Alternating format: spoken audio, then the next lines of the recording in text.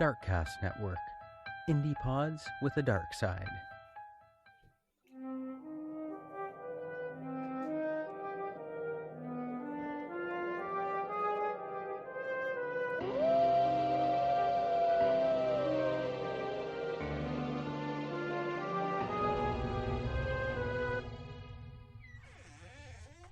Welcome back to Castles and Cryptids, where the castles are haunted and the cryptids are cryptic as fuck.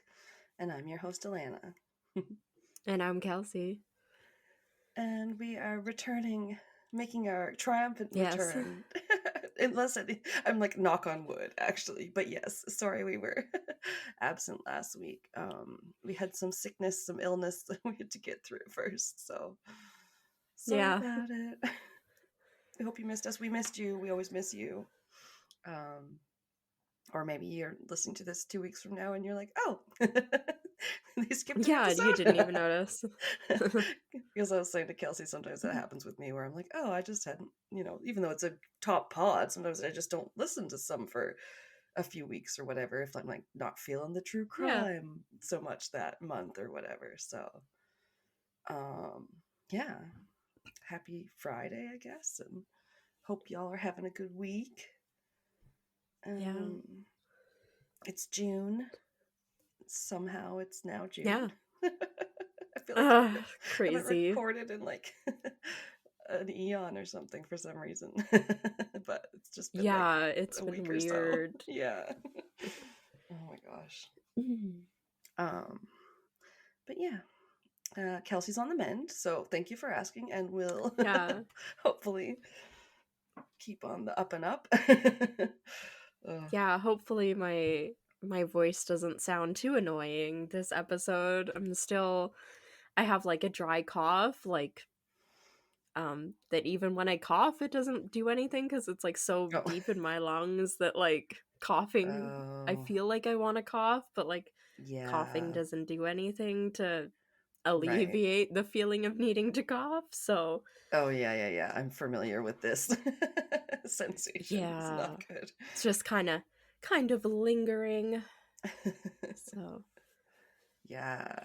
how's everybody else? You said your nibblings were also ill, your little niece and nephew. I think they're fine now. My nephew they took him to the hospital the day I went home sick from work. The first day I found out a few days later that like that same evening they had taken him to the hospital and they found out he had pneumonia and that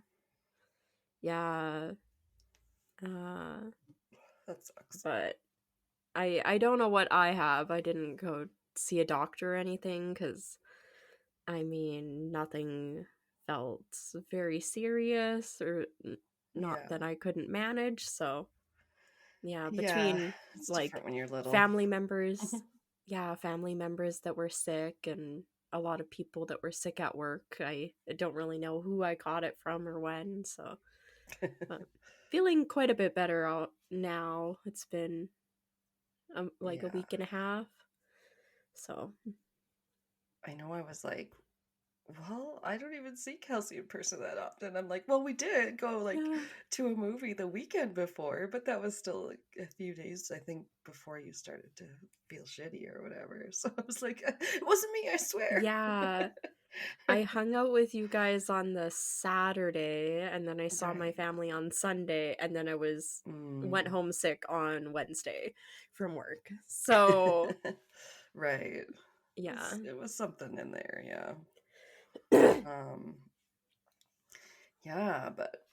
I don't know. We're back with our true crime episode, and it's something we haven't touched on in a while, ever, maybe, I don't know.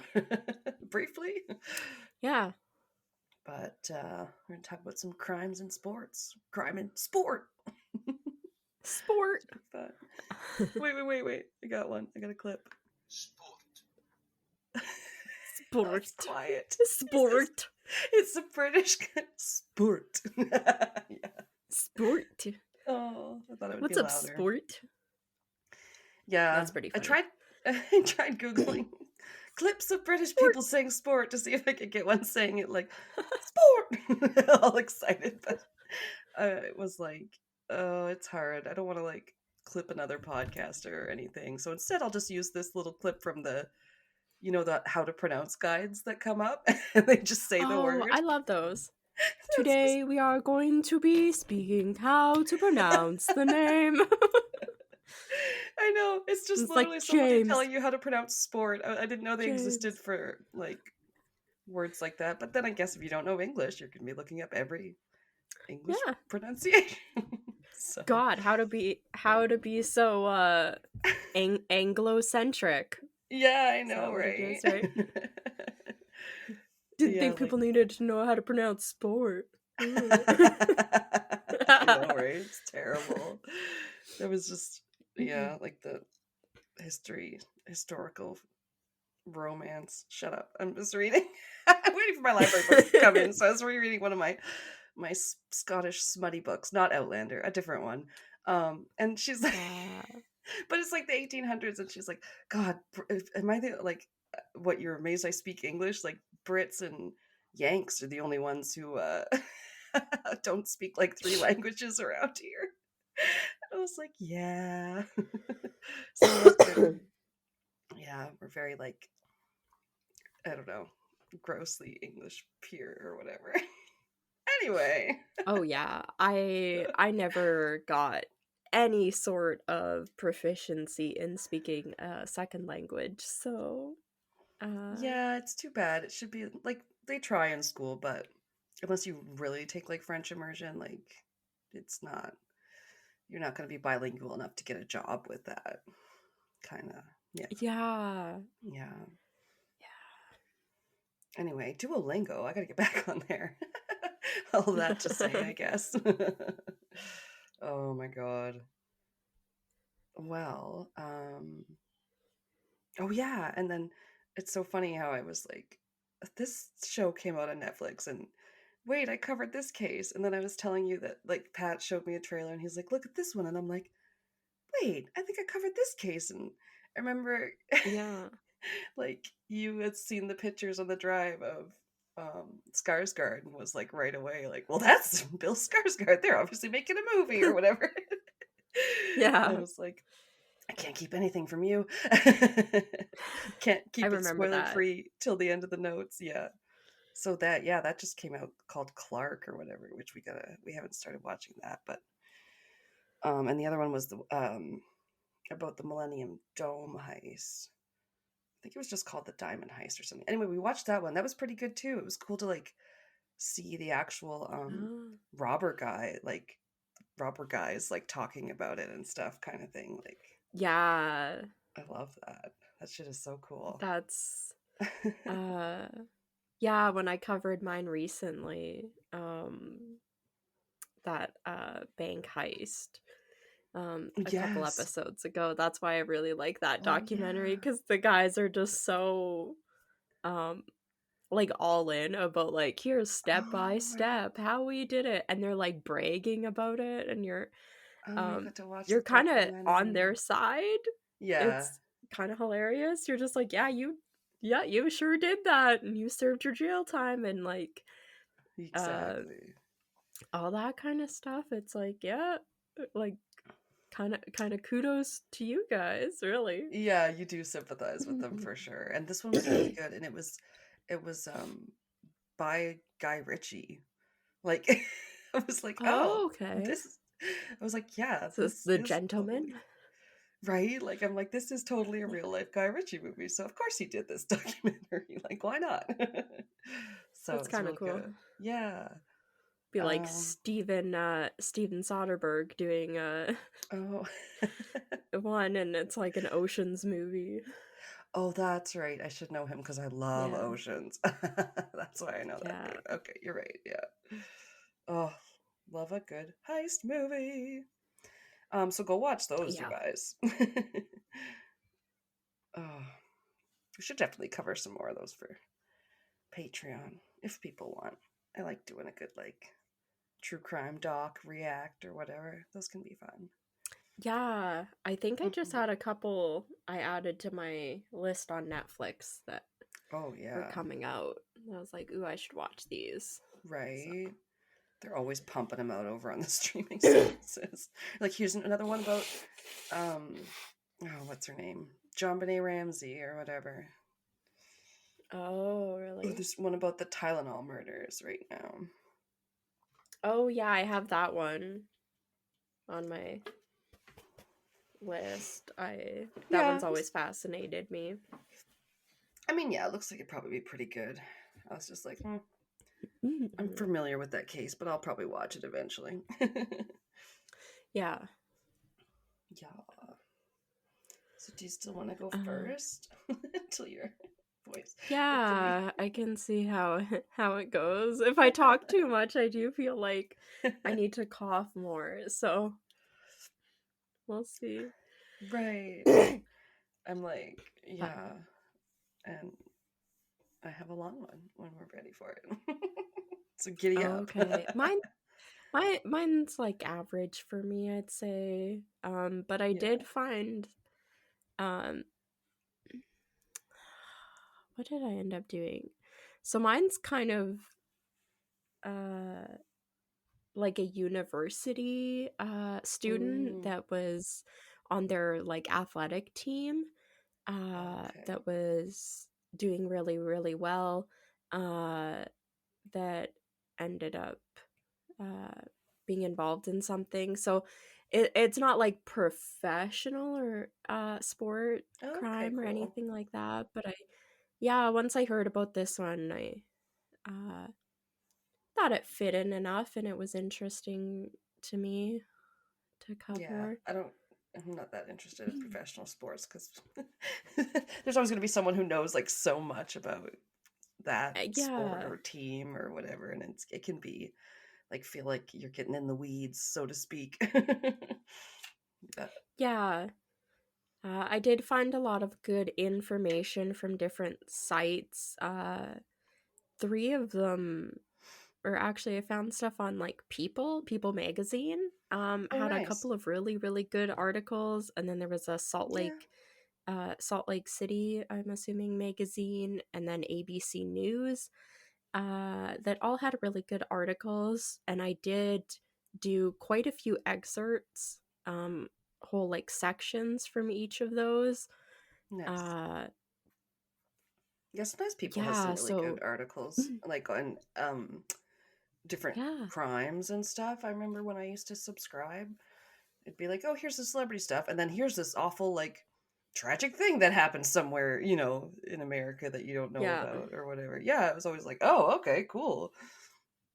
Not cool, but like like well done, well researched. Yeah. So because it was like the majority of my stuff is straight from those sources, I didn't really like say this paragraph or this section's from this because it was just a lot. So but fair enough. Yeah, fantastic articles, really good. Each of them had like different pieces of information I wanted to include, so that's what's making up all of my thing. And people can always find our sources on our website too if they're interested in reading the full article. Yeah. Just so you know, guys. So keep in mind, a lot of this is quoted directly from those sources I mentioned, and not written in my own words. Okay. What? Thank you. So this is the story of Lauren McCluskey. McCluskey. Okay. I always have a hard time with the Mick.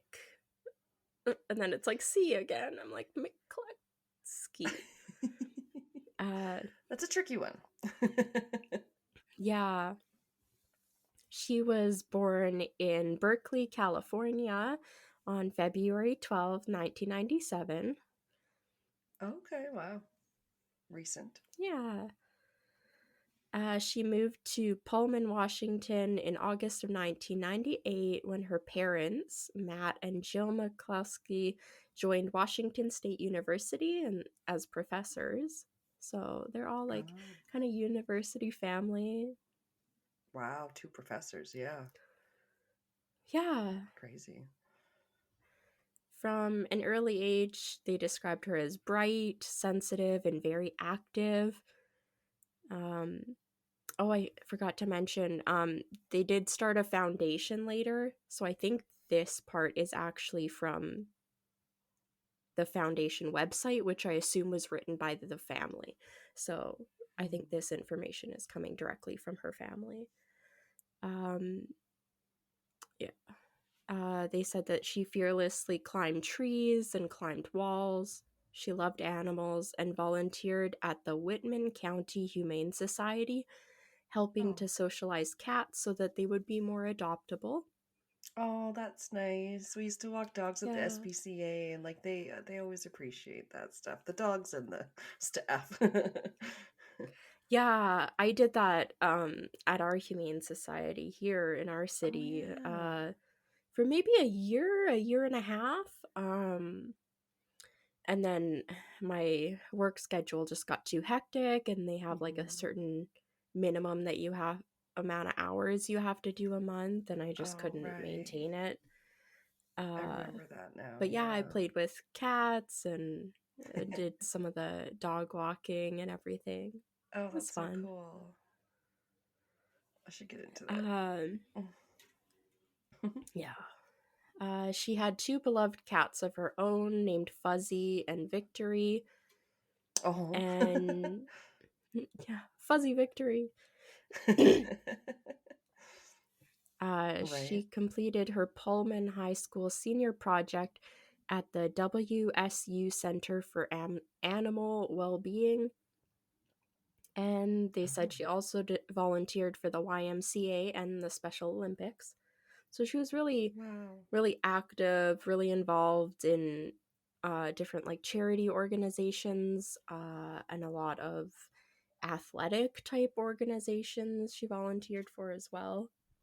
No kidding. So checked off those extracurricular boxes. yeah. When Lauren decided to attend the University of Utah, she was recruited to become a member of the women's track and field team. So that's what she specialized in at the university. Oh, okay. Yeah. She's fast. She's a runner. Yeah. She also did some other stuff. She was a Washington State champion in the high jump and ranked 10th in the heptathlon at the USATF Outdoor Junior Championships.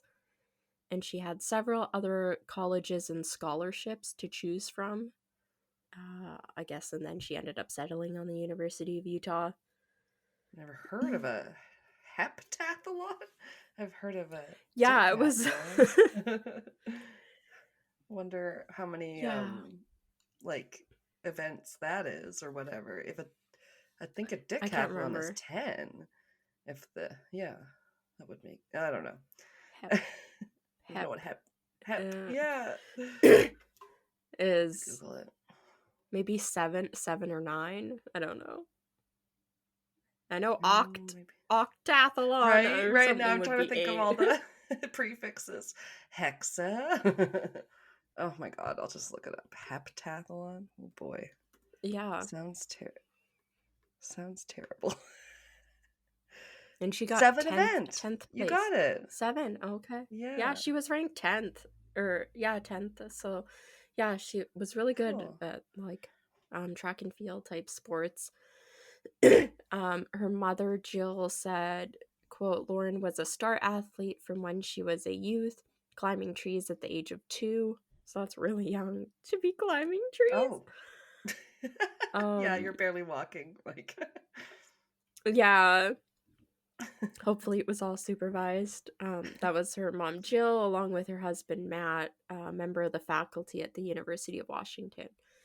And I think this is Lauren, a Washington State native and senior at the school, was majoring in communication and was a highly regarded member of the school's track and field team, and attended a statement from the school at the time said, So, like, people really liked her. Pardon me. No Her kidding. teachers, coaches, and teammates had a high respect and regard for her as a multi-event athlete and for also maintaining a high GPA. And as a person, Wow. her mom has another quote here saying she was someone who really cared about other people and her friendships. She was somewhat of an introvert, and if you got to know her, you quickly found out that she was full of things to say and genuinely cared about other people, which is nice. Yeah, surprising to hear her described as an introvert when she does also these activities and stuff. That's Yeah. interesting. Beyond athletics, she enjoyed karaoke singing and dancing with her closest friends. And while attending the university, Lauren belonged to the Capitol Church in downtown SLC and would invite others to come along, encouraging them to sing. Oh, cute. So, yeah, that was like some background, which I really liked. I think a lot of that part was actually from the foundation website, from her family directly, which I liked because sometimes that's hard to find when we're doing true crime cases. I know. You want more than just like they lit up a room. You're like, but what did they like? And what Yeah. were they like? Yeah. Yeah, what kind of things did they do? Mm-hmm. So Lauren was living in Salt Lake City for a few years, attending the university when she met a gentleman named Melvin Rowland. They met at a popular downtown bar where Rowland was working as a bouncer. So he's I don't know how tall he is. He looks quite tall in like the pictures or like little things I saw, but he is quite an intimidating presence as a bouncer Sure. at a bar. So Maybe he had to bulk up with a name like Melvin. Sorry. yeah. Yeah, so he's quite intimidating. But they met there at the bar, and he told her that he was in the military and trained as a security officer, and they started meeting up a few times. Okay. I don't have a lot more information about it other than by the time Lauren was 21. So I think they only like met up a few times. I don't really know how long they dated for, but Lauren was 21 and and Melvin was 37. Okay. And she learned some stuff about him and decided to end this relationship or whatever kind of thing was going on. She didn't want. Situationship, yeah. That Yeah. sounds about right. And what she learned about him was really, really concerning. Oh no. Uh yeah. He had a really bad past. She discovered that he was a registered sex offender and he had Oh lied about his great. identity and criminal history, including a 2004 conviction for enticing a minor.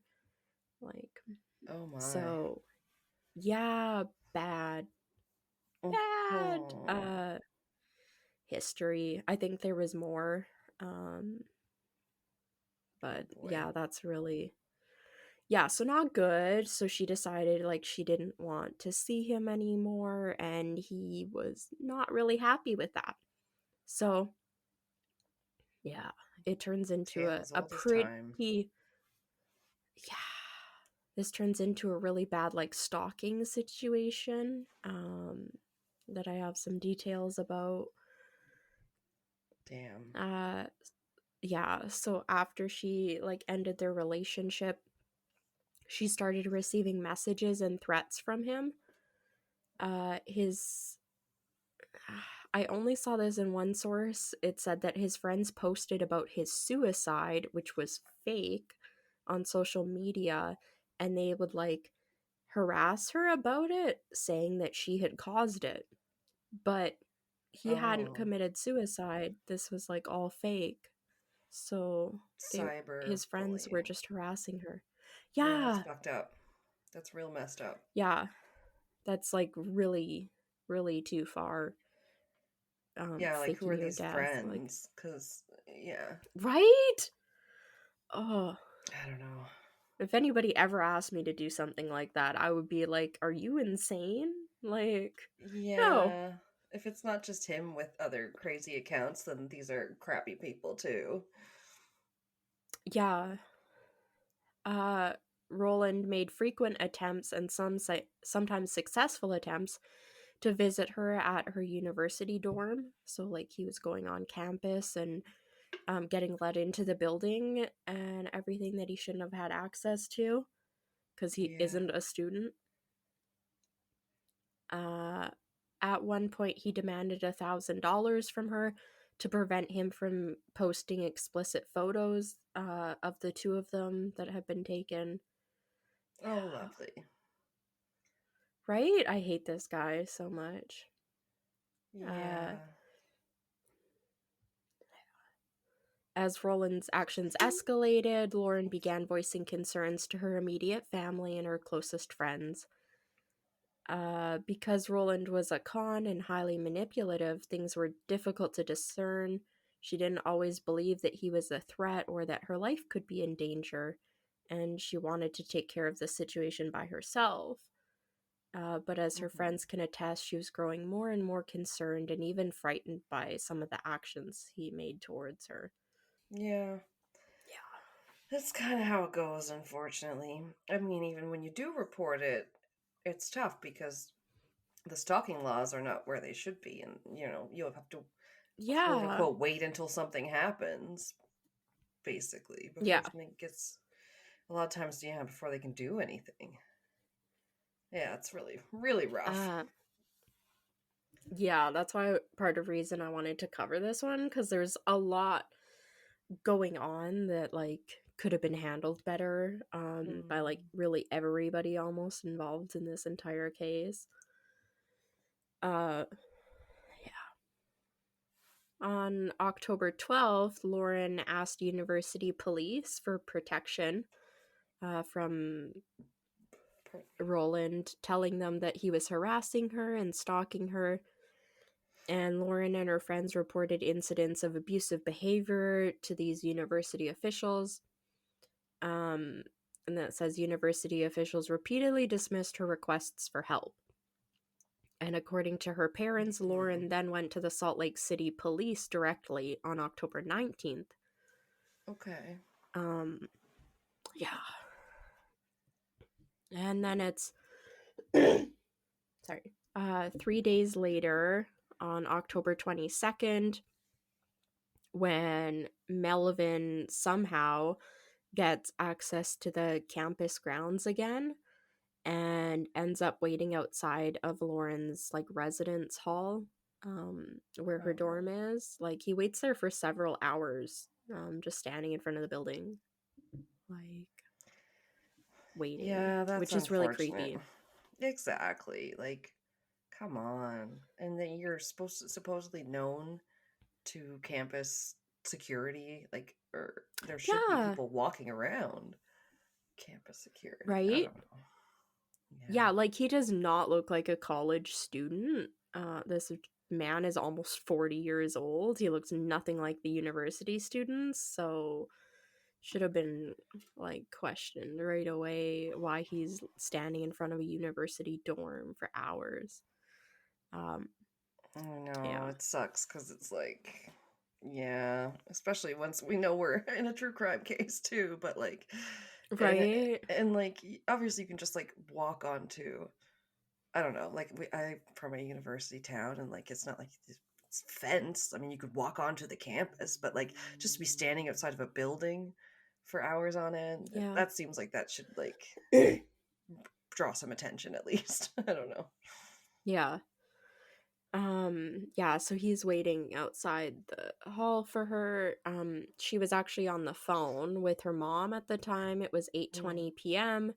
when Roland like confronts her in front of the building while she's on the phone with her mom, and he like attacks her and drags her across the parking lot all in front of the dorm. and this attack causes her to drop her phone and her other belongings. Oh my God. It's just a couple minutes later when Matt, Lauren's father, alerts campus security that his daughter is in danger. Because, again, she was on the phone with her mom when it happened. So That's so I incredibly can't imagine. ballsy. Yeah. Right? Or stupid.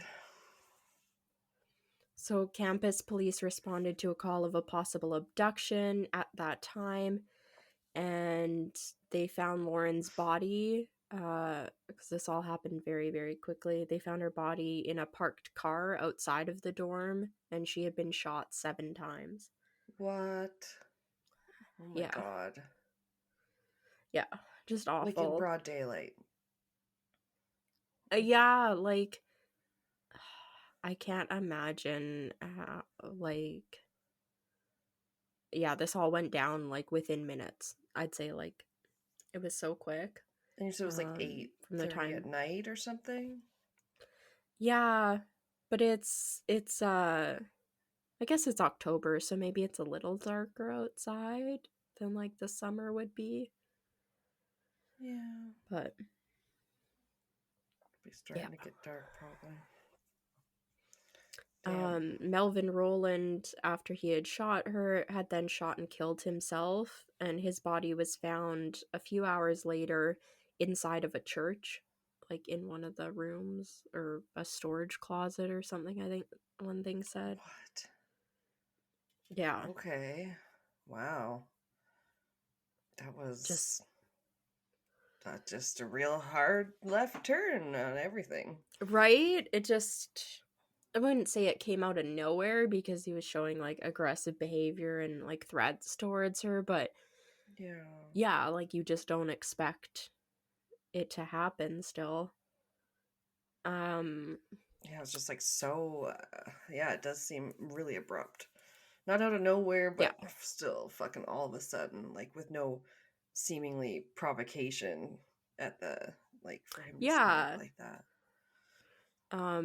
You can tell she was really, really scared leading up to it because it was later like determined Lauren had reached out to police 6 times in the 10 days before her death, which is a lot. Wow. Like, that's crazy. 6 times in 10 days you have to contact the police. That's ridiculous. Yeah, and what did they that was according do? to the University of Utah Department of Public Safety and Utah Department of Public Safety reviews that were obtained by People magazine at the time. Yeah, just like crazy.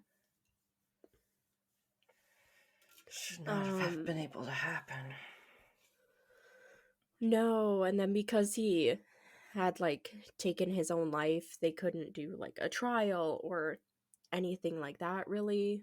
Like it just doesn't have any sort of like resolution really, other than from ABC News, and a lot of the other stuff talking about the case is mostly the fact that Lauren's family ended up settling with the University of Utah 2 years to the day after her brutal murder. The university settled a $10.5 million lawsuit that her parents had put against the university. Wow. So, yeah, that's like impressive.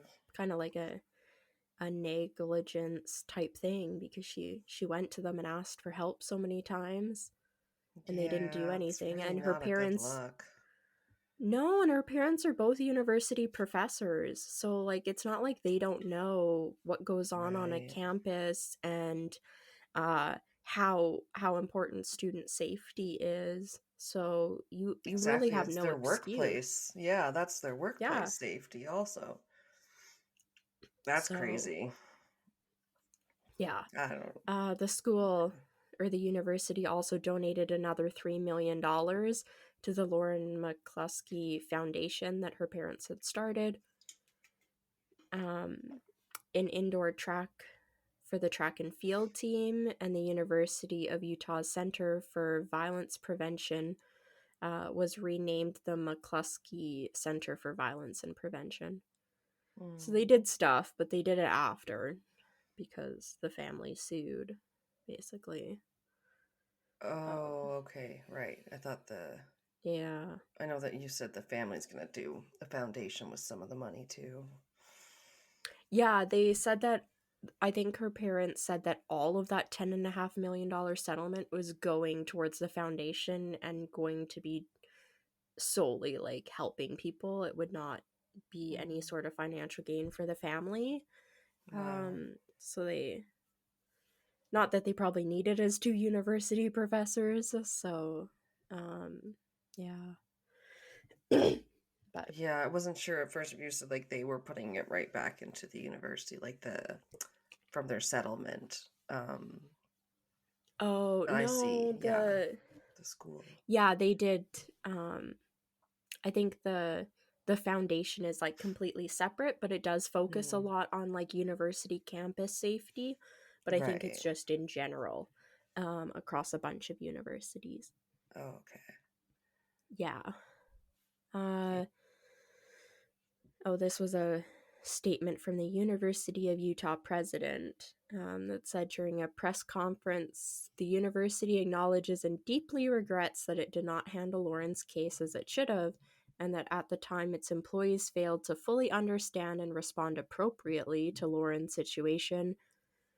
And as a result, we have failed Lauren and her family. If these employees had more complete training and protocols to guide their responses, the university believes that they would have been better equipped to protect Lauren.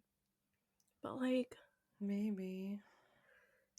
It the sucks. protocols and everything is like, if somebody's coming to you, you should be. Like you said, the bare minimum is having somebody patrol or Yeah. walk around. You know what dorm room she's in. Have somebody checking it a couple times a day to make sure he's not around. Like is yeah, I don't know. Or you can Yeah. call Lauren periodically and be like, "Hey, just wanted to check in. How are you doing? Everything okay? Have you noticed him around?" Like uh It's hard to say. yeah, Yeah, it's something. like a whole bunch of things maybe could have helped. They had some sort of like, oh, you have to have a buddy system because we know there's, a dangerous person out there. Like some extra Yeah. measures maybe could have been implemented. But hindsight is Yeah. 2020, as they say. Yeah. Um yeah. The settlement came, I guess, after the family had filed a second lawsuit, saying that the university violated the state constitution. So that's like, Oh. I felt like they only got the settlement because they had done like 2 lawsuits against the university. Um, Okay. Huh. yeah, I mean, that's a major the settlement. lawsuit, yeah, it's a lot. The Mhm. lawsuit stated in the weeks leading up to Lauren's murder, she was being, quote, sexually and physically abused, stalked, and threatened by her killers, and that the police dismissed and avoided her requests for help. So I think that's why the university, um, like, did the settlement and everything, is because the family had to do 2 lawsuits against them, which they shouldn't have had to do. Like, Right. honestly. And Shouldn't. did the police not have some culpability too because they were also contacted multiple times that week? And Yeah. I don't know. Um, Like, I guess she didn't technically have a restraining order or something, but it just sucks. It just yeah. seems like she knew it was going to happen, but nobody would take her seriously enough to help prevent it. And that's obviously what happened. Yeah. Like, It's also really important that, this was from her dad, Matt, saying in an interview with ABC News in January of 2019, her parents said the university did not take Lauren's complaint seriously, saying, quote, they seemed to show no curiosity about this person who had lied about his age, his name, that he was a sex offender, um, and then they had also found out that he was a felon. Because remember, he was like a felon. He had been to prison. You think if that's the person you're Right. complaining against that you're saying is harassing and stalking you, it should be taken very seriously because they're a fucking felon. Yeah. Like, Yeah. so, father added they should have investigated. They would have very quickly found out his parole status, and in just one phone call, he said we wouldn't be sitting here today because he had broken his parole. Oh. Like, right? Right. Yeah, just one little thing could have maybe helped. One phone call. And I don't know what the police were doing and all that when she contacted not just the university police, but like the actual police department. I don't know. Like, really, there is a whole documentary about this that I think I talk about a little bit later. I didn't get a chance to watch it. I actually found it on a copy of it on YouTube. Nice. But it shows a lot of security footage of him like standing in front of the dorm building for hours, and also footage of her and her friends going in and trying to talk to university officials and all that kind of stuff. Yeah, so ominous. right? Yeah, something about the video footage always looking back is creepy. Yeah, and if he's just standing there. Ugh. Yeah. Reminds me of another book I read where they had these old-fashioned things called cobradors, and they were dressed all in black. Well, in this book, this is how it was interpreted, and he was standing on the village green or whatever. So I just picture like someone like standing in all black, like in the In a park behind field. my house or something, just like fucking standing there, not moving for hours, like just to intimidate people. Like it's so sinister. It's so creepy. Like, that's very, very creepy. Yeah, that's why this guy's just standing there. Like I just picture him like standing, like unmoving, like not leaning up against the wall, smoking a cigarette, pretending he's waiting for someone, but just like standing there, like staring. It's like, oh my god, fucking. Yeah, I only kind of watched like the autoplay little thing of the documentary, so it showed like a few of the CCTV tape footage clips. Yeah. So yeah, I'll put it on the website if anybody wants to watch it. Yeah. Don't have too much more. In the 2 years since Lauren's passing, university has introduced plans to implement changes to campus safety, including a $13 million building to house the school's police department.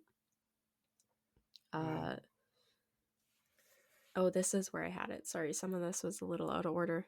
The family originally sued the University of Utah, some of its employees, and the state of Utah in June of 2019 for $56 million in federal court. Oh, shit. And then the family later filed a wrongful death and negligence lawsuit in state court. And I think that's the one that they got the $10 million for, was the second wrongful death one. And then I think the other one got probably like withdrawn or something. Yeah, that's a lot. It's sometimes just too hard to prove certain things, so I could see that. Damn. The family sued the university in federal court, contending that just weeks before she was murdered, police. Oh, this. I forgot about this. Okay. No. So part of the second lawsuit contended that just weeks before she was murdered, a police officer in whom Lauren had confided that she feared for her life had requested that she send him some of the nude and explicit photographs she was being blackmailed with, and that this officer had then shared these with other police officers that were not involved in the case. Oh my fucking god. I know. So I forgot about that. Yep. Well, I'm done. I totally forgot about that. Be over now. Oh my god. I give up on humanity. Oh. Yeah. It's so fucked. I see posts on like Reddit and stuff sometimes where people are like, "Am I overreacting? This cop that pulled me over used my number to text me and ask me on a date." And people are like, Yes. "Yeah, that's That's inappropriate." so scary. It's so That's fucking inappropriate. so scary Yeah. that yeah, and people do that. Like nurses that have access to your medical history are trying to get people to use like MLM products and be like, "Hey, can I sell you my essential oils? Because I looked at your medical records and found out what like illnesses you have, and I have Ugh. like essential Oh, oils that that's a can huge cure you." violation of your. Oh, Yeah. No, you can't be doing shit like that. You'll get fired. You can get sued. I have to yeah. do the VoIP thing every year or whatever. Like we Yep. all have to deal with that shit because we get We're doing way ours right in now at trouble. work. We're doing ours right Right? now. My It's God. it's so scary. Yeah, I totally forgot about that Crazy. until I was halfway through reading the statement Oh, and I went, "Oh my god, God. no." Yeah. Sue the cops. Can we not do that? Anyway, um, Yeah. they have to sue Sorry, I only everybody in have a this tiny bit case. more.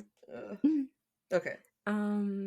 Lauren's mother stated that all the money from the settlement would go to support the Lauren McCluskey Foundation and help improve campus safety.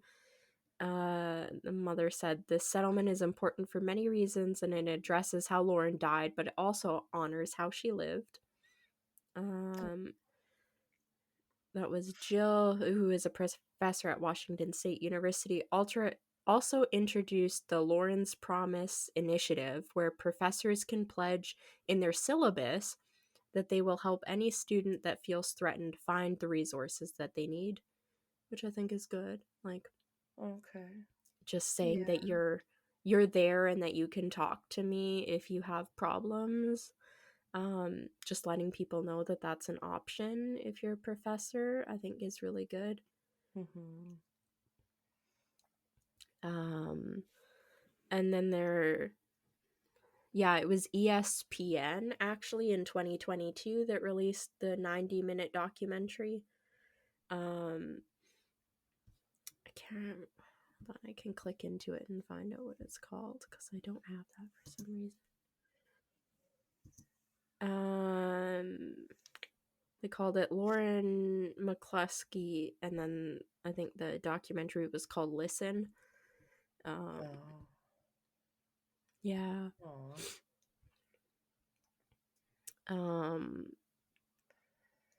This. I don't know if this was from the foundation website or not, but I thought this was really like poignant. It said as a communications major, Lauren was enrolled at the university in Professor Dan Clark's advanced public speaking class, and her final exam was a student presentation called The Last Lecture. If you only had 1 hour left to live, what would you say? Oh. Which I think is heartbreaking looking Wow. back. Lauren was the first to volunteer, and this is her professor, said, while soft-spoken, she delivered her speech in a profound way. She shared her stories about being on the track team, the thrill of victory, as well as her injuries and enduring disappointment and physical pain. Her message was one of keeping hope alive and that overcoming obstacles is part of life, and that practicing self-love is the way for you to fully love others.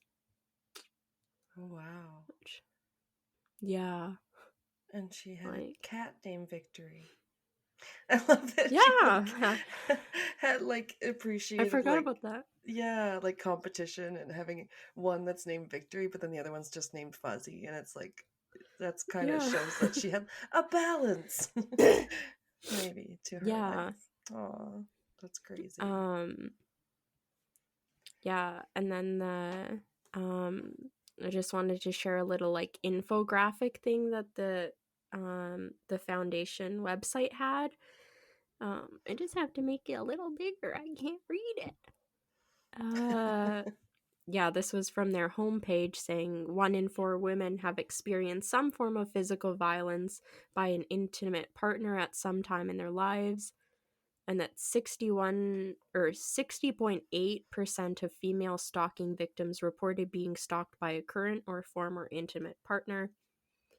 And then I like that they include this, that's 14% or 1 in 7 men have also been severely physically abused by an intimate partner in their lifetime, which I think is so also 1 in 4 and 1 in 7. Wow.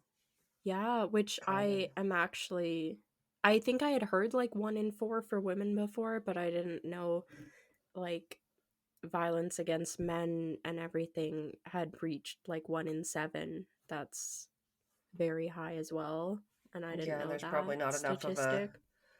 there's probably not enough of a pool of numbers to get any on non-binary or anything like that either. Yeah, it didn't have anything on the little like infographic on the website, like the foundation website. I'm sure they have other statistics I could have tried looking up, but yeah, it's definitely very prevalent, and I have heard things about it being more prevalent in colleges and on college campuses and stuff. So yeah, I don't know what to say about that. I know, mine's such a bummer. I'm sorry. I'm No, sorry, it's everybody. okay. It's definitely one of those where like there's probably a lot of discussion about what could be done and things like that, and Yeah. still just no matter what we do, there's always a chance something's going to happen to you, because I just think like she's physically very fit, obviously, and super smart and all of that, and it's just unfortunate that everything she tried just still couldn't save her. Just Yeah. I think it's important that like her she was open and honest like about what was happening with her family and with her friends. I think a lot of people aren't, and that's I think something that was, I mean, it didn't end up saving her life, but I think that's something that's really important, is like keeping the people around you aware of what's going on so that they can like help protect you. Yeah, it because certainly I doesn't think a usually lot of hurt, people but are afraid to talk about that or like let people know what's happening. But it sounds like she was doing everything she could to make as many people aware as possible. Literally on the phone with her mother, like just Yeah, even that breaks my heart. I can't imagine like being on the phone with somebody and then hearing them get attacked. Like, it's just like nothing you can do, even when you feel like you're with someone or talking to someone, or at least have it's not enough. Yeah, that's fucking crazy. Like, he must have known he was gonna take the coward's way out, because yeah, like I don't know where he's a convicted felon on probation. He should not have had access to a firearm. I don't know how he got that.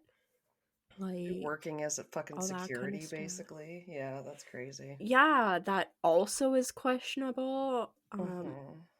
Yeah, it just, yeah, they mentioned one of them about him lying about his name and everything, but you'd think that the job would require like background checks and stuff, so like don't know how he got around that kind of things. But yeah, just a really unfortunate case, and it kind of stood out when I was looking up sports crimes about a lot of like professional athletes.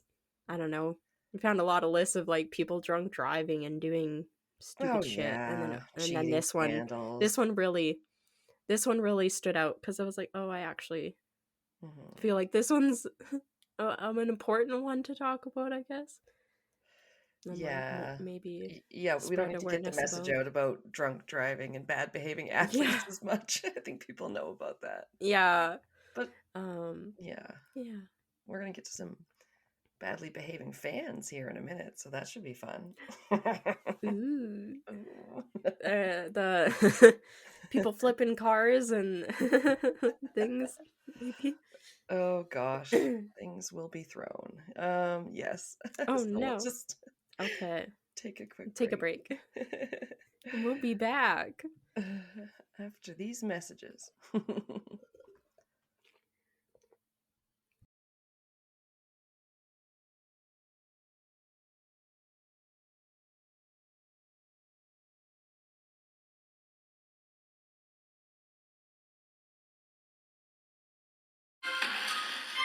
On Wiki Travel, the Pacific Northwest is best known for its beautiful coastline, green interior, rainy weather, and spectacular mountains.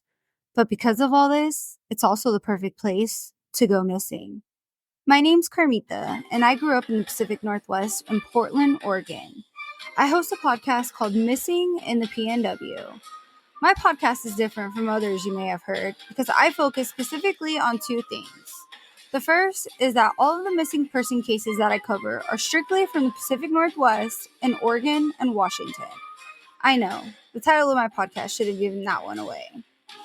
The second thing is that my podcast focuses strictly on missing persons from marginalized communities, such as the Black, Hispanic, Native American and Indigenous people, and the LGBTQ plus communities. You know, the ones that get absolutely no media attention. Now, I am not an investigative journalist or a reporter. I'm actually a widowed mom of 3 who loves true crime and has a passion for social justice. So join me in helping to spread the word on these missing person cases and help be the voice for the ones that are now voiceless. You can find Missing in the PNW on all of the major streaming apps as well as on socials at Missing in the PNW podcast.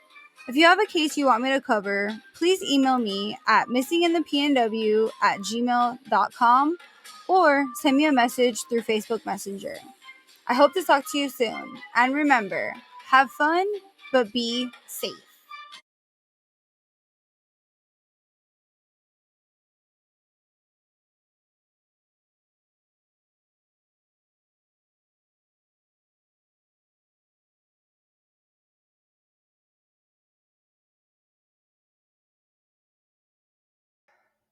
All right. And we are back.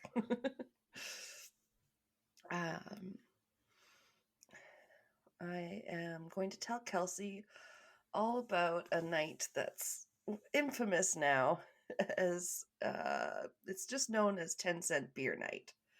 So Yeah. you've heard about it? I have not, but that name sounds hilarious. I'm assuming it's not gonna be, but It's not bad. It's not terrible. And it's become a popular one in the podcasting community. As I mentioned, I was able to listen to it was an episode of The Dollop. They covered it. They do American history. Wow. Excuse me. How long ago was this? Yeah. The 70s. Damn.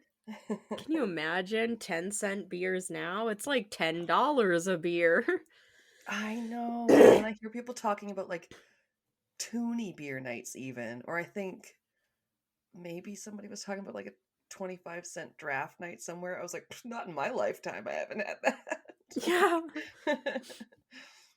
I was crazy. talking at work. We were talking about, I think it might have been with a customer about, just going to a convenience store and like the penny candies. Yeah. Where you could get like some of the gummies, like gummy worms for a penny. And now it's like, God, do they have any of the candies that would be less than like 25 cents each? Probably not. No, not for that price anymore. You can still buy it in bulk at like the grocery stores, but ain't no pennies, that's for sure. No more penny, no more. It used to be like, oh, I'm getting mostly penny candies, but then I'm getting a couple 5-cent and a couple 10-cent candies because I'm rich. Yeah, we'd walk to the convenience store down the road or whatever, and Yeah. Yeah. Hit it up. Oh, yeah. The store's not even there anymore. My childhood, it's gone. Yeah. They got rid of it. Okay, yes, so that's exciting, and this is why we can't just switch out, and I can't just call in a podcast friend and be like, come this week. It's like, no, I have to tell Kelsey this story. So, set the stage. It was a warm summer night, of course, in June 1974. So, this is now coming out in June. It's all perfect. Yeah. Oh, I cracked my neck. Sorry. And the full moon was hanging over Cleveland. Cleveland rocks. Sorry, I just had a moment where I was thinking about the Drew Carey show. Moon over Parma, bring my love to me tonight. Da-da-da. That was their theme song at one point. Anyway. Oh.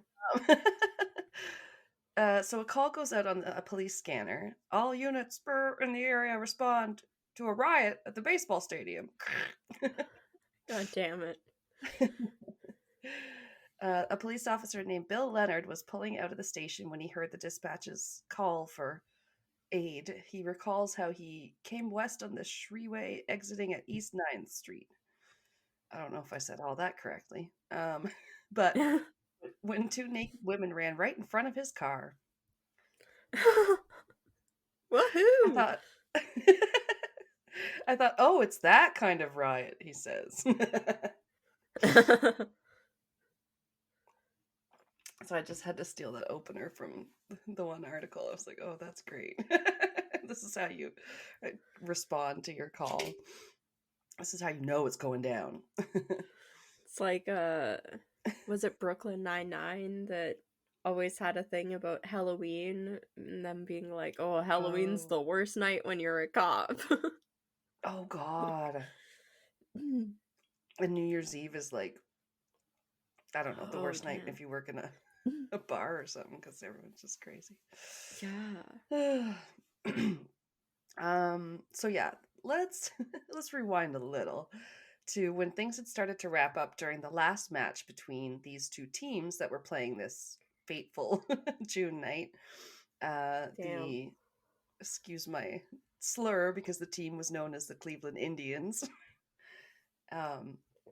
Okay. Yeah, we know what that's like. We had to rename our team here too. So we used to be Edmonton Eskimos.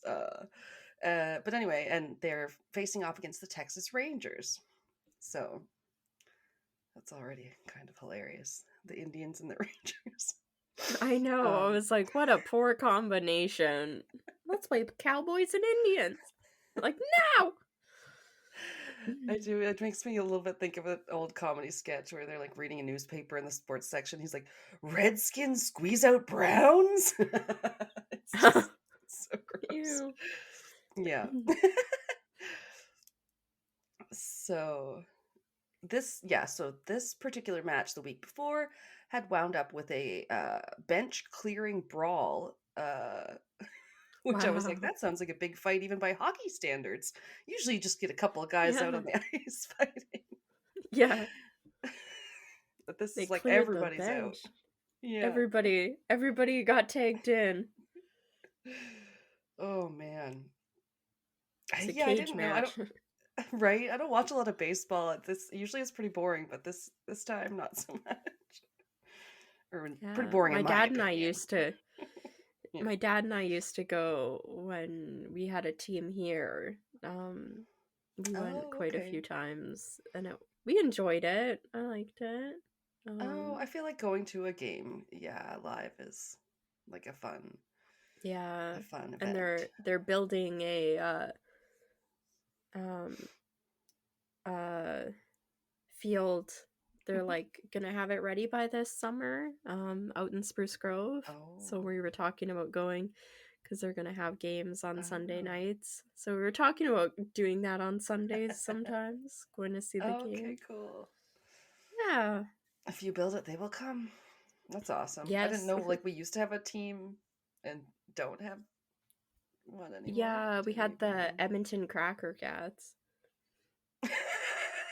Cracker Yeah. Cats. I think the Wow. mascot was a white cat, Oh so boy. This is hilarious. I guess Oilers by comparison is pretty tame. yeah, Oh my god. we're in oil country. We just beat out the Dallas Stars. Oh, anyway. Wow, okay. So so it was already, I would say, a pretty rowdy crowdy that showed up for the next game against the Rangers. Okay. Yeah. Some were already pre-gamed, as we like to say nowadays, so they showed up a little They're like, sloshed already. what's gonna happen tonight? I And can't imagine. And if nothing's gonna happen, we're gonna make something happen. Oh my god, yes. Well, if it was, after all, a special, typical sort of promo night they did in the day to improve attendance, and boy, did it. Oh, um, jeez. so like 25,000 people showed up, which was a lot for their Okay. games. Yeah. So in that, sense, it was a success. And like I say, it was typical. They had done like a nickel night recently that had gone off well. So they're doing these deep discounts. People are showing up. It's working. And stuff. And they added some extra guards this time. There were like 48 instead of 32. So they're selling out the bleachers and the nosebleeds and whatever. But yeah, it's just like a really good deal. And it's like, we're not used to that here, especially here in Canada. Like nowadays, you could buy maybe a couple doubles or something, but like you can't buy like 3 or 4 drinks, just one person going up to the bar. Like we're way stricter than that. Yeah. Probably because of stuff like this. We're like, we see our American friends, we're like, no. Maybe back in 1974 we could do that. Yeah. But Yeah. Oh, we're crazy too, for sure. But there was a limit of 6 beers each per purchase. So per purchase. That's right, not person. Per the whole evening, but per purchase. Okay. Yeah. Damn. I know. How would they make? Yeah, I don't know how you would carry that many beers. Oh my god. Okay, well this explains a little bit how people were taking advantage. This columnist, this writer, Hal Leibovitz, said, I saw 5 stand. Let me start again. I saw 5 fans stand in the beer line, each getting the max 6 cups. That's 30 beers. God. Some of them drank 2 cups, and the others inhaled nearly 10 apiece. So they're splitting them. Yeah, I mean, that's what I used to do when I went out to the bar with my friends. I'd get them to order 2 drinks because I would order my 2 drinks and I would drink really fast in the bar. So I would order my 2 drinks and that's all I was allowed. So if they were ordering one, I would get them to order me a second drink. And then so that I could have 3 drinks, because I would drink 3 drinks in the time it would take them to drink 1 drink. So that's how I rolled. I made them order me other drinks. Right? Oh god, how watered down were they? Damn. Kelsey's just slamming them back. Yeah, but it makes sense. Like you don't have to keep going back up to the bar if you can just at least order 2 per person or something. And when we were going to the bar, like the waitress, if it was really busy, would come around like maybe once every 30-40 minepts if you were lucky. You need a few drinks. Oh yeah. Pardon me. Yeah. So I would need 3 drinks. Taking advantage. Yeah, they're just slamming them. I don't know, walking back up to the thing. I don't know. No, the lines are probably insane. So it'd be like, this is my one liter work.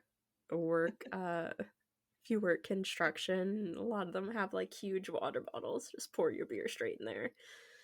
Yes. The old milk jug as water bottle.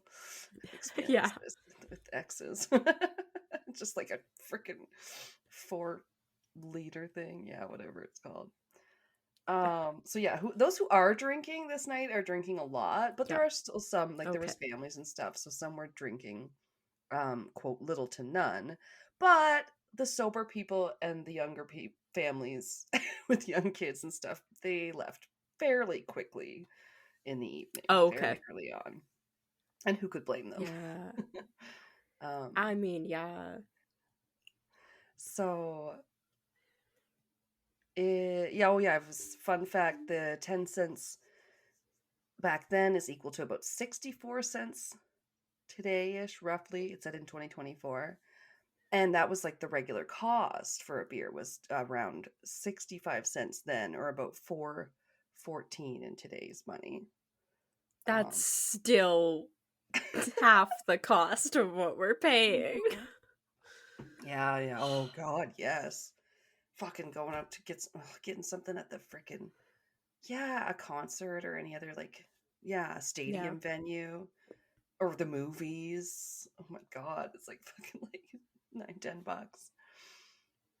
Yeah, you're just like, this is some concentrated like sweetener syrup and water. Yeah. Like this is barely Coca-Cola, and it's like you can get Coca-Cola, a small candy, and a small popcorn for $9. You're like, really?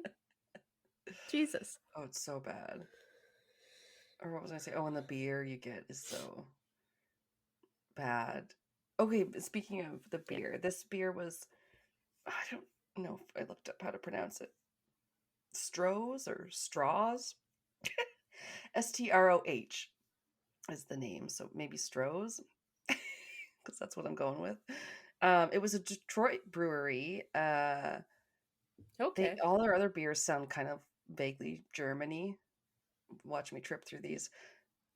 Goebel, Schaefer, Schlitz, Augsburger, Erlanger, Old Style, Lone Star, Old Milwaukee, Red River, and Signature.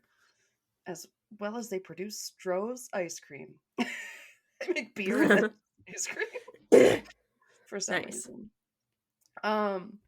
So they're like these small little paper cups, like either 8, 10, or 12 ounces.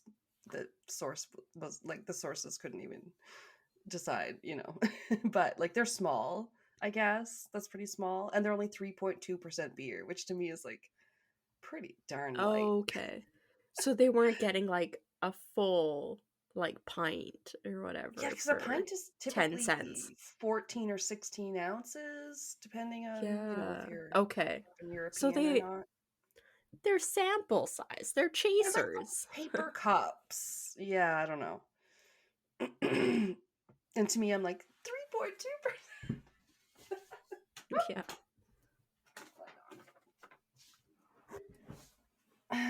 But so they're getting like So the limit was like 6 of those. Yeah. Okay.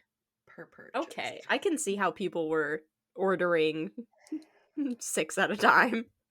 I know. I'm not good at chugging beer. Like, it would take me. I don't think I could get drunk this way. I don't know. I know. Although sometimes draft. I don't know. But that's around Maybe if here. they cost 10 cents. Yeah. Oh my God. Another little fun anecdote was from a guy in attendance called Pat Conway. He remembered how a drunken girl in front of him stood, lifted her dress, and displayed a garter on her left thigh. Someone suggested he tuck $1 in. I can't, he replied. That would be 10 beers. It's not economic. And then it said 14 years later how he went on to found the Great Lakes Brewing Company. So his love of beer continued. With that $1. No. Yeah. have to switch over. Some of my notes I didn't get it all onto my printout. For Mike Hargrove, a Texas Ranger, it was his very first time in Cleveland. So that was quite an impression. What do you think of Cleveland, Mike? Oh, I got some great quotes. You just wait. By the second inning, nudity hit the field. A woman with what one source described as enormous breasts ran out to the center circle, or whatever the fuck they call it, and she flashed the crowd. The what? The pitcher. I think it's the pitcher's mound. It was something. It had circle in it. Pardon me. I don't know. I don't know my baseball terms. I don't really either. My headphone would like me to charge it. Fine. Okay, I just need to. Oops. Yeah, I'm charging my case. I didn't realize my head. Oh, they're at 10% right now. That's why mine said please charge me. That's when they start to give me the warnings when I'm at 10%. Or like, yeah, it'll maybe I'll plug one of them in. Hold on. My boop boop will go on my phone. I'll be like, oh, fine. How to pronounce sport. All right. Now it says my headphones are at 60%. I don't know. What? Where's the lie? Where's the top of this? Also, it titled this one "Streaking was all the rage at the time," because that's how I started this paragraph. Notes. Okay. Am I back at the top here? I'm so sorry. I'm having difficulties knowing where I began this, because I also like mixed and matched a bunch of great quotes, and yeah, I think I'm at the top now. There we go. Okay, it is. Yeah, so I can move that back over. They were talking about the crowd. Ken Aspromonte, Indians manager, said, after we saw batting practice, I saw a lot of people in the stands I hadn't seen before. I said, wow, we've got a big crowd tonight. They were already drinking beer. And someone else echoed, Fazio, it was not our typical crowd. Oh, I like this because they talked about the weed. Larry McCoy, umpire, recalled, we walked to home plate about 5 minutes before game time, and there was kind of a cloud over home plate. I had no idea what it was. Two of the younger umpires said, don't you know what that is? That's marijuana. And then somebody else bossed me. You can get high just by breathing deep. Oh, I need this to go down faster. There we go. Some guy, Coughlin. Every half inning, something was going on. It was stuff we'd never ever seen at a baseball game at any ballpark. And this is the Mike Hargrove, whose first time it was there, the Ranger guy. Yeah. Between innings, people ran across the field. The first time there was a couple people. The next inning there would be 5. Then there would be 10. And then a lot of people. Holy. And when I say a lot, I mean a lot. Yeah, that's excessive. Okay. A little disruptive. It's in between, but still. You're like, oh, there goes one. Oh! Right. Oh yes, and then the aforementioned streaking was all the rage at the time, so much so that 2 months earlier at the Oscars, a man had done the deed. This new dude ran right behind host David Niven, like on live TV. I remember hearing about this on a different podcast. Yeah. Oh wow. The 70s. The Oscars have been downhill ever since. Yeah. Fans in the bleachers by now were trying to get better seats, jockeying for, further down seats or whatever. And people going up and down the stands and generally being belligerent. At a 7th inning, firecrackers were being thrown in towards the dugout, sending players scrambling. So this was the first major breach of conduct, I would say. Holy. I mean, other than that, like, if you're not disrupting the play, it's like, okay, we'll let that slide, you know? Yeah. Oops. Down too far. Cleveland PA announcer Bob Kiefer warned the next fans on the field could be prosecuted. So he tried to warn them, but that didn't really work. They keep doing the back and forth. They're smoking pot. They're cheering and jeering. Somebody somewhere is playing war drums. I don't know. I forget if this was part of the actual, like, game announcements, but like they were doing nothing to really put a stop to it other than being like, don't do that. You better not. Yeah. Do you think that's gonna work? I don't know.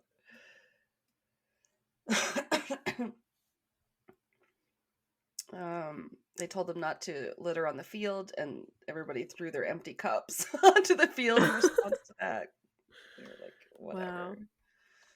Wow. Yeah. And the poor ground crews that were trying to clean up the field in between they've been working nonstop since the second inning to keep the play area clean. They were used as targets, so people were just like throwing their cans and cups at them. They're like, water boy. No. Yeah. Well, I mean, yeah, if you got a bunch of little paper cups, what are you gonna do them all? I know, the paper cups probably don't even actually hurt, but it still sucks. Oh yeah, they're probably not all of them empty. No, things were getting Pelted thrown. with stinky beer. And like maybe a different lady, or maybe the same as the flasher, but a different lady probably had to be like tackled off the field. It said they were like, she had to be taken forcibly off, and then they were like yelling about police brutality. But then it was ironic because then when a ball went into a player's stomach, they were like, hit him harder. Like the crowd was just all over the place. Oh my god. Sounds They're fun. unpredictable. Yeah. Texas manager Billy Martin said, the fans showed the worst sportsmanship in the history of baseball. Cleveland manager Ken Aspermonte, I've never seen anything like that in all my life, and I've played baseball all over the world. Umpire Nestor Chilak, they were uncontrolled beasts. I've never seen anything like it except in a zoo. And I think I have later on that he was in actual war. So wow. That just makes that kind of funny. Oh yeah. Yeah, the writer, one of the reporter guys, Dan Coughlin. I don't know how to say this last name. I think I said Coughlin. It's spelled like cough, like Lynn. So I don't know. He said a woman walked up to the home plate umpire Nestor Chilak and tried to kiss him. Compared to what followed, that was cute. No. Oh, and then yeah, someone else. Jim Clark, 19. There was a woman dancing on the dugout. She was topless for a bit. She tried to kiss Nestor Chilak. So to me, this umpire is just getting sexually harassed so far. Yeah. I mean, no big deal. Fans breached the field of play in the middle innings.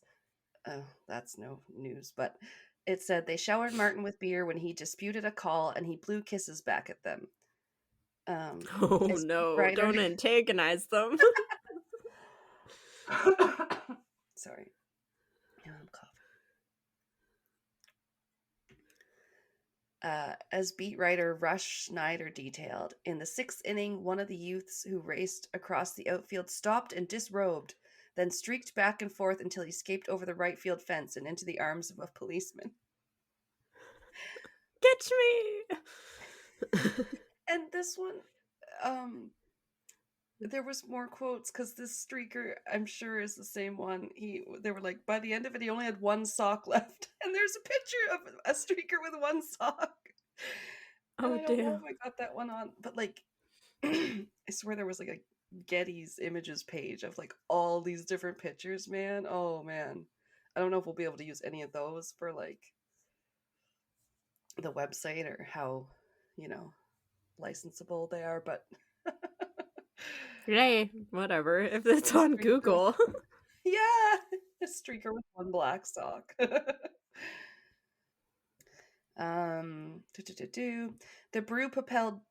brew-propelled bleacher fans began to hop into the better seats, roam around the park, disturb the bullpens, jump over the fence and onto the field, Leibovitz wrote.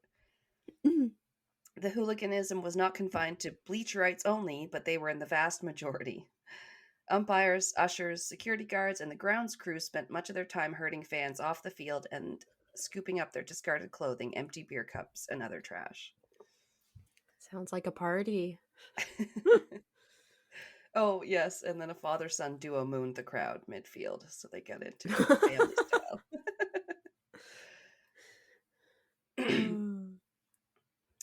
Oh yeah, another quote about the streaker. Coughlin. Jesus Christ. I keep saying it different. Streaking was popular in those days. This kid ran on the field stark naked. He was running along the outfield fence, but he couldn't see what was going on the other side of the fence, where the police were running alongside of him. Finally, he decides to climb over the fence, and police were waiting for him with a huge garbage bag. He gets over the fence into the bag, and they lugged him off, and the fans cheered. Straight to the garbage bag. Some clothes on you, boy. And from Mike Hargrove, I think I got 4 pounds of hot dogs thrown at me that night. Oh yeah, beer and hot dogs. Love a ballpark dog. Love a dog on the go. Yeah, I don't know. Yeah. I love like any hot dog vendor I see. I'm like, oh, I want a hot dog. Yeah. I remember somebody online being like, oh yeah, they used to have those at I think they said the Home Hardware, but like, outside of sometimes like Home Depot type stores. Oh yeah, they'll have somebody set up. I've seen that. I've seen that too. And be like, oh yeah. Firecrackers. Okay. Some more quotes. Clark, in the 4th inning, Rangers starting pitcher Fergie Jensen got hit and they were yelling, hit him again, hit him again. I thought, wow, the alcohol is talking early. I think I included this just for this guy's awesome name. Les Flake, Cleveland's famous beer guy. I don't know. Said, I had started selling hot dogs for the Indians that season. You couldn't sell beer until you were 19. I was down the third baseline, and I think it was around 9 o'clock that I said, I gotta get out of here. Jeez. He's noping. Oh, the on-deck circle. That was the circle thing that she was flashing on. I'm scrolling down. Okay, so it starts to all fall apart. Where is it? Near on the 9th?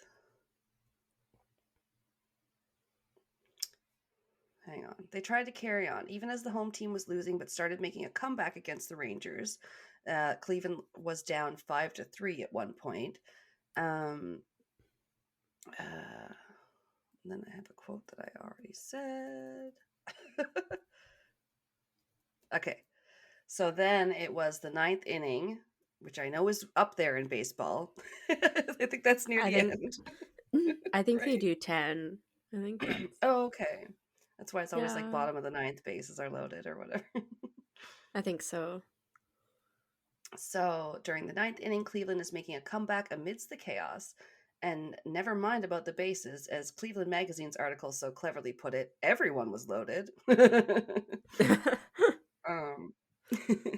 But their is there a baseball game going on in this pub? This TV is so good. It's like we're actually at the game. Sorry to interrupt your party here. Yeah, we're just gonna play some baseball. But their victory run was cut short when some spectators got it in mind to go steal one player's cap, and this was Jeff Burrows. And all hell broke loose. Really? I know they're dicks, right? The New York Times described it thusly. Cleveland erased a 5-3 deficit in the ninth and appeared poised for a walk-off win when all hell broke loose. This sounds like gibberish a bit, sorry. To me, it was a ballpark riot lasting nearly 10 minutes, players versus fans, in one of the ugliest scenes ever to grace a baseball field. From Schneider's Dispatch, quote, a couple of spectators leaped onto the playing field and tried to steal the cap from the head of Jeff Burrows, the Rangers' right fielder. Burrows fought back, and quickly, scores of youths jumped over the railing and onto the field, while players from Not the both the youths. Indians and Rangers raced to the defense of the outfielder. I can't not say it and not think of Schmidt. The youths They're from the girls. statistics. This time, the Indians and Rangers, who fought each other last Wednesday night in Arlington, Texas, joined forces to protect themselves from the unruly mob. Oh, shit. Too far. Cleveland pitcher Tom Hilgendorf took a folding chair to the head. But don't worry. Jeez. That didn't stop him from saving a boy from drowning 1 month later. Oh, okay. I know, right? Oh yeah, I tried to find a little more about that. One website tried to block me. It was something like it said July 6th, but now I'm confused because this game was in June. Anyway, something had a weird timeline, but he had just been playing another game. It was playing the California Angels in Anaheim, and he was walking back to his hotel, and he spotted a boy that was in the bottom of a pool at the Saga Motel near Disneyland. Yeah. Oh, wow. Yeah, so it said the pitcher dove into the pool fully clothed and saved the boy, 13-year-old Jerry Zarate, which is crazy. Sorry. To complete the quote, of San Francisco, who had suffered leg cramps and could not move. I got him up once, but he slipped back, Hilgendorf was quoted as saying in newspapers. The second time I made it, he's a lucky kid. Normally I wouldn't have passed by the pool, but I decided to take a shortcut because it was getting late. So just by chance. Anyway, so glad he wasn't hurt too bad by that chair to the head. Jeez. Yeah, it is like some cage match now. Yes, tables, ladders, and chairs. That umpire guy, Nestor Chilak, he ended up with an injury to his hand. And yes, he was in war before. He had previously earned a Silver Star and a Purple Heart in World War II during the literal Battle of the Bulge. And now he's in like the Battle of the Baseball Field. Oh. He's like, this is the country I fought for. I fought for your freedom so you could smack me over the head and try and kiss me. So many things were stolen, including police caps and badges, and of course, all of the bases. I mean, oh yeah, and then they start to get real rowdy. As one source had this version, someone standing in a mob on top of the Texas Rangers dugout punched a reporter in the side of the head several minutes after the riot at the stadium had subsided. So yeah, they're all on top of the dugout now too. Oh, I think that's the one picture I see then. Oh, I should have had so many more pictures. I started to, and then I don't know what happened. I was just doing it one day. Yeah, pictures of people in the dugouts, pictures of players like fighting and banding together. This like person in the mob is punching the reporter and then threatening to kill him, and he says, if Jeff Burrow comes out tomorrow, I'll kill him too. He's like just whack, like I don't know what I was gonna say. He's just going off the rails. And then I found a different version of that same scene from the reporter that got hit. He's that that Coughlin guy that I can't know how I say his last name. Coughlin. Yeah. He said, the craziest thing I saw was at the very end. 8 or 10 teenagers standing on top of the Rangers dugout chanting for them to come out and fight. They had turned off all the main lights in the stadium. The place was empty. With my reporter's notebook clearly visible, I climbed on top of the dugout. I asked, what are you guys trying to prove here? They're gone. And a kid behind another one reached out and punched me right in the jaw. But I didn't even feel it. I shook it off. He didn't have his feet planted. And he's drunk, probably. Yes. And it goes on. Someone said it was a kid from Cathedral Latin, a big high school with tough Irish and Italian kids on the east side. Later, I heard it was a kid from Ceylon. I couldn't have been a kid from Cathedral Latin because they were tough guys. To say I didn't even feel it would be a terrible insult for anyone from Cathedral Latin. What? The tough guys. It's tough. I've never heard somebody be stereotyped about what school they go to by how they punch. Man, Cleveland's a different place.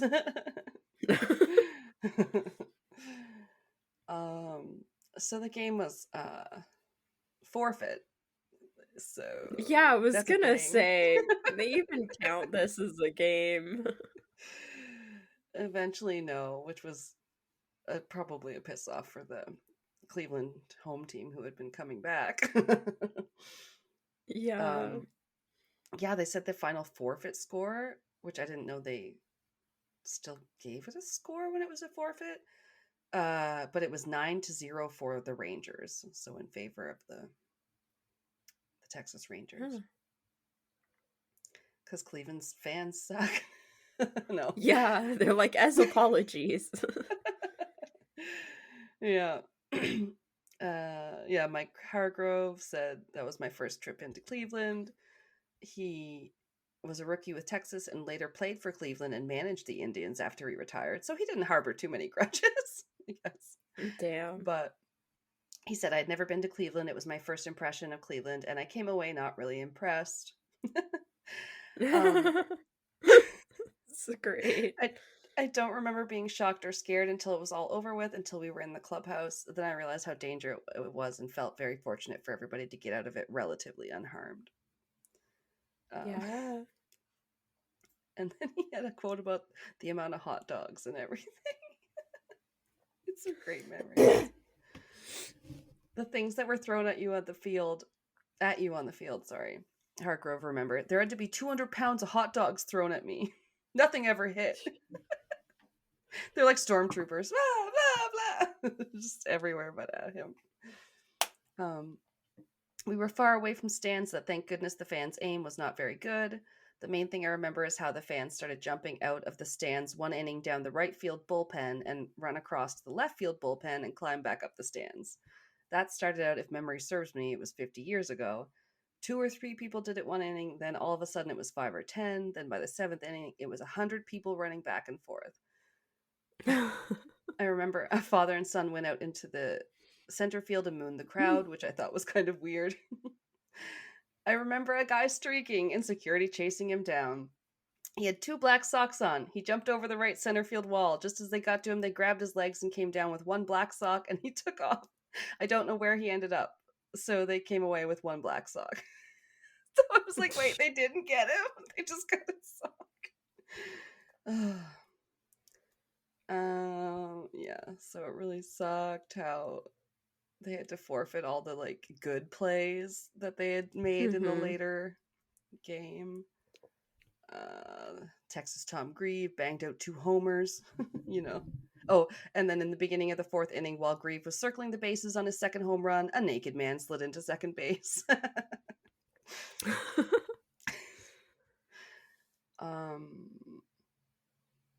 Yeah, and just to any other things they tried to do to prevent the escalation of events. They tried playing Take Me Out to the Ball game. I don't know. They didn't really make any other announcements. Like one guy thought he might. Former Cleveland Vice President Ted Bonda said he considered handing Gaylord Perry, Gaylord, a mic to deliver a calming message to the fans in the 7th inning, but someone talked him out of it. So Yeah, at that point. the first announcement didn't work. Like, I don't know. He said, he wishes now he obeyed his gut feeling, but hindsight's better than foresight. I was like, oh, yeah, I see what you're saying. Yeah, but like they had other examples where a stern warning had sufficed. At an earlier incident at a different, like a playoff game the previous year, one game they had tried announcing if fans didn't stop chucking stuff at Pete Rose, the game would be forfeit. And that time it worked in this other instance. Okay. Yeah, it was like once the manager, whose name was Yogi Berra, I forgot that guy existed, and I was like, Yogi Berra. Yogi Berra. Oh, hey, boo boo. Once he and a couple other players stepped out onto the field to plead for fans to give us a chance to win on the field. They did. The fans stopped whatever they were doing. But not on 10-cent beer night. Nope. And it's crazy because they said on the dollop that there's been only 129 forfeits in 139 years of pro baseball. And that was in 2014. I don't know. But like only maybe a maximum of like a dozen people arrested, most just dispersed. Yeah. The players just waited it out like inside until for a couple hours till they felt like they could safely leave. Like their managers were like, well, y'all just stay in here for now, then we'll take you back to the hotel, then you can stay in the hotel for the night and you're not going anywhere. And they're like, okay. That's scary. But yeah. They were just like kind of hungry too because they didn't get to eat their supper. They just had to go back to the hotel. They didn't want to eat any of the hot dogs chucked at them? Why not? Yes. Oh, disgusting. Damn. Later, the manager of the Rangers, Billy Martin, called Ken Aspermonte, the other manager, to thank the Indians for coming to his team's defense. Yeah. And I said, well, it's somewhat ironically that they had held the same promo the week before, which had resulted in that bench clearing brawl. So it's just like, this happened to be the night that everything like boiled over. I don't know. Yeah. Yeah, basically it almost gotten into the same kind of thing the week before, but it hadn't quite got that bad. But like it had helped amp everything up because like what is it? Yeah, after the bench clearing brawl, then the radio personality Pete Franklin was on air saying things like, "Come out to beer night and let's stick it in Billy Martin's ear," and like amping them up against the other team. Yeah, that doesn't help. Yeah, it didn't. No, he's like, "Oh shit." But so yeah, afterwards, everyone plays the blame game. Fans, officials, beer, the announcers, the umpires, and the full moon even gets its fair share of blame. One lady called the newspaper, the Plain Dealer or whatever, it was like, "It was the full moon." And they're like, "Yeah, lady, that was probably a little bit of it." It's me. It was me. I called them. No. And then people like were next when their next game came up with the Rangers. Excuse me. People were a little nervous. And they had other beer nights scheduled on the docket still, but they went ahead. They said, "Let's go ahead with them." Ted Bonda, the vice president, said, "We plan to have them. They are our fans. Where have they been? I'm not going to chase them away. They haven't interrupted the game." I'm like, okay. Are you sure about that? They can't ban beer, Kelsey. They can't. No, but they could make it more expensive than 10 cents. Yes. They do set some limits. So, yeah, if we learned anything from the June 4th beer night, the 10-cent beer night, it's that limits are a good thing for drinks to have. The next time people were limited to 2 beers each, and they had thrice the security people. And it was quiet. So quiet, one source said, that you could hear the foam breaking down in your cup. I was like, wow. Damn. And that's about all. Yeah, they don't do it really nowadays. They'll do cheap beer during the pregame where you can have Coors Light or Miller for $2. See, again, even $2 is cheap to me. I don't know. Yeah, that's really cheap. And the marketing people of the promo would argue that it was a success. Some of them were like, hey, it improved attendance. Yeah, I mean, like, seriously. The crowd, 25,134 people, and they estimate drank 60,000 cups of beer that night. holy. I know. I'm like, So I that's couldn't even. hold on. Uh-oh. So an average of less than would be like 2, but I guess I was tempted to get some beer when we were gonna record this, but as it turned out, we recorded randomly on the fly. So yeah, it's probably best. I would not have gotten through these notes. They were so long and like so much is happening. Were you doing calculations? I was going to, but then I realized I could 25,000 people, but 60,000 beers. So I was like, oh, that's like less than half, I guess. Less than 2. Right. Oh, because it's like, yeah, there's so many people drinking. Or about 2.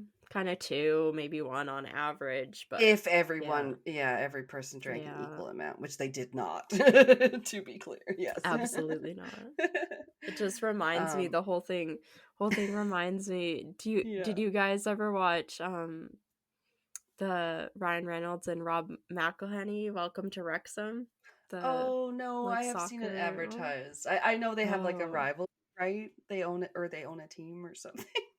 Yeah, and there's a whole episode called Hooligans, and it's about the town's past, and there was a huge like they get really violent, the fans and stuff, so much so that like they have to have parts of the crowd like that they don't sell any of the seats and they keep the fans separated, and actually like that the average person can't throw something that distance, so it doesn't make it and stuff. But they've had other times where like people have started fires and like full-on brawls and fist fights and stuff between like hundreds of people, or attacks at like bus terminals and train stations and stuff between fans. So they have to like figure out the logistics of like when a train is arriving, they have to have it cordoned off so that like the fans trying to get to the stadium from the other city or town aren't coming across the fans of the other team. The opposing fans. Oh my god, that's crazy. So they go hard, don't they? Yeah, it's like crazy. So I was thinking about that the whole time, being like, yeah, I can imagine this happening. Even though it seems like, they barely had much of a rivalry other than like, I don't know, maybe a couple games before. Oh, Cleveland, you guys are crazy. I am almost done. I'm surprised we got through. I thought that was going to take me longer. But I guess I learned the average game would sell about 23,000 drinks today. So that's a lot. Okay. Yeah. And this crazy, I said, in a city where the Cuyahoga River has caught on fire in the past multiple times, which just came up as a fun fact listening to that. Too much beer in the river? Oil something remnants on the top of it that can it was very dirty, I guess. And the Portland Pickles, a collegiate summer team, so not a pro but like a school team, had hosted their own 10-cent beer night promo with a local brewery in 2024. Because over the years of time, it's softened the lens a little bit, and they sell their T-shirts, and they fondly and proudly, I think, embrace the memory of 10-cent beer night. Okay. But 10-cent beer night in 2024, now that's amazing. I know. Is it a thimble? Is it a thimble of beer? Is it 2 drops of beer? I know. I don't even know if that was at a particular game or just with this brewery, but what a friggin' promo to tie your brand to. I mean, if you can get especially that going. Inflation. So there was no picture. I didn't get the picture of the sock streaker on the drive. I meant no. There's people dancing on top of the dugout. It looks like there's a lady or maybe a guy with long hair kneeled down. It looks like he's yelling at one of the players, and then and then there's that Burroughs guy that they tried to steal the hat from. He looks very 70s with his sunglasses. He does. Then there's some of the players running on the field. If you Google it, the streaker comes up. He's mid-run. He's got one sock on at that point. I meant to put that one on there. And then there's pictures of the piles of beer cans. They're just I see that one. Oh my god. Oh, I'll try and definitely find some for the Instagram, and as always, Kelsey puts amazing pictures and stuff on the website and sources when I remember to send them to her. So check out our socials. Oh yeah, there will be some pictures. Jeez. Yay. That's crazy. I'm seeing all the people on the field at once, and that's a lot of people. They were just mob mentality. Yeah. I mean, the worst thing we do at hockey games, look, we throw stuff. If you get a hat trick, then people throw their hats on the ice. It's actually kind of nice. They get swept up, and then I think they get donated, don't they? I don't know. I think so. Funny. And I know they do the teddy bear drive or whatever. They throw them all.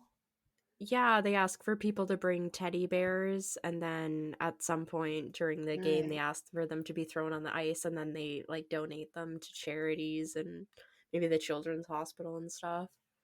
That's fun. It's fun for your kid to do. It's cute. Yeah. I just remember going to a football game once, and it got kind of rowdy, and I was probably 11 or 12, and it's where my hatred for beer started, because I had the stands were so steep, and you put your drink on the floor, on the cement at your feet, and I had twice during the game holders. I had twice during the game where somebody kicked over their drink and it went down my back. And I was disgusting. 11 or 12, and I just was covered in beer from obnoxious. And you're sober because you're 11 or 12, so you're just and just gross and uncomfortable, and then just stink like beer, and it's not great. Why can't they have cup holders? Come on. They should. They really should. They're basically movie theater seats already. No, it's so bad. Oh, Lord. Yeah. It was fun, though. I had fun when we went to the movies. We saw Sinners. It was good. We'll have to. My family wants to see. We all want to see the frickin' Final Destination. So I would love to go see that. I have heard. I've heard a bit. People are saying it's really good. You. Yeah, I was like, watch the trailer, Kelsey. Watch the trailer. Yeah, we should try and do that too. But anyway, we can go let Kelsey rest. What are we doing next time for the people? We are doing stuff involving twins. Yes. Yeah, I thought it might be fun for the start of like Gemini season to do some weird, creepy twin shit and other twin ESP and stuff. So Yeah. yeah. So stay tuned for that one, and also hopefully dropping our Patreon soon. We've been working on our movie lists Yeah. of top 10 horror, top worst horror. That got all the delayed a little things. bit too. So Yeah, thanks for hanging in there, everybody. I know. We appreciate your patience, and go give us a rating and a star rating Estebar. and a review about how I can't talk and say star. As long as it has 5 stars, I don't care what the fuck you put in the review, as other podcasters sometimes say. But we love you, and we'll catch you next week. Keep it cryptic. Yeah. Bye-bye.